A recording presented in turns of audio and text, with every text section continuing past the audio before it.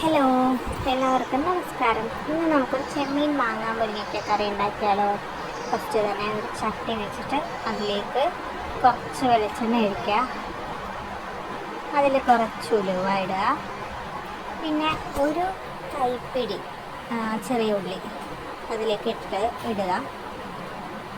പിന്നെ കുറച്ച് ഇഞ്ചി അരിഞ്ഞത്, പിന്നെ ഒരു പച്ചമുളക് രണ്ടായിട്ട് കീറിയത്, അത് അത്രയും ഇട്ടിട്ട് നന്നായിട്ട് വഴറ്റുക.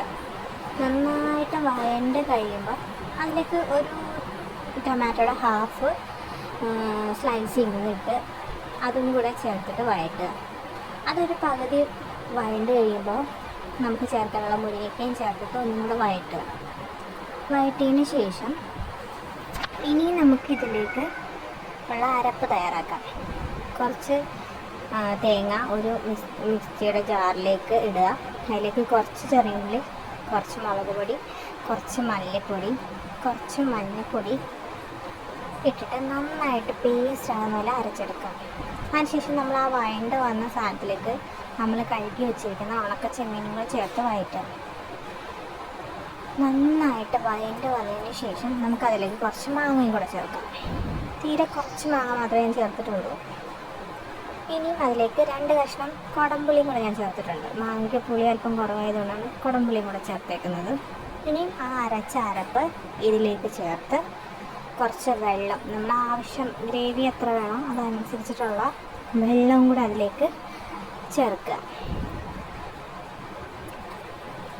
വെള്ളം ചേർത്തതിന് ശേഷം ആവശ്യത്തിന് കുറച്ച് എത്ര വേണം ഉപ്പെന്ന് വെച്ചാൽ ആ അളവിന് ഉപ്പും ചേർക്കുക. ഉപ്പും ചേർത്ത് ഇളക്കിയിട്ട് അടച്ചു വയ്ക്കാം. നന്നായിട്ട് തിളച്ച് ഒരു കുറുകി എത്ര ചാറ് വേണോ അതനുസരിച്ച് നമുക്ക് കുറുക്കാം. അതനുസരിച്ച് കുറുകി വന്നതിന് ശേഷം ഒരു പാൻ വെച്ചിട്ട് അതിലേക്ക് കുറച്ച് എണ്ണ ഒഴിക്കുക. കുറച്ച് ചെറിയ ഉള്ളി ഇടുക. പിന്നെ കുറച്ച് കറിവേപ്പില അതിലേക്ക് ഇടുക. പിന്നെ കുറച്ച് മഞ്ഞൾപ്പൊടിയും മുളക് പൊടിയും കൂടെ ലേശം ഇട്ടതിന് ശേഷം മൂപ്പിച്ചിട്ട് കറിയുടെ മുകളിലേക്ക് ഒഴിക്കുക. നമ്മുടെ കറി റെഡി ആയിരിക്കുന്നു. നല്ല ടേസ്റ്റാണ്. നല്ല പുളിയും പിന്നെ എരിവൊക്കെ നമ്മളുടെ ആവശ്യത്തിനനുസരിച്ച് നമുക്ക് ചേർക്കാം.